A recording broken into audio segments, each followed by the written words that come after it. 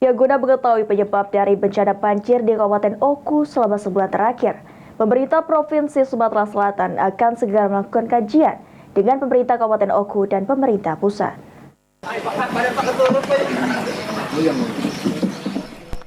Bencana banjir yang terjadi di wilayah Kabupaten Oku dalam sebulan terakhir yang telah menimbulkan banyak kerugian dan korban jiwa menjadi sebuah perhatian untuk diatasi. Oleh karenanya, pemerintah provinsi dalam waktu dekat disampaikan oleh PJ Gubernur Sumsel akan melakukan kajian untuk mengetahui penyebab dari bencana banjir tersebut.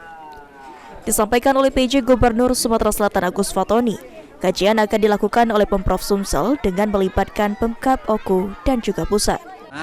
Kita juga akan melakukan kajian, kita akan kumpulkan pemerintah dan non-pemerintah untuk membahas apa penyebabnya dan bagaimana mengatasi solusi jangka pendek.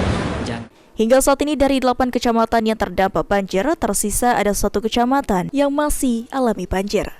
Firman Hidayat, PAL TV.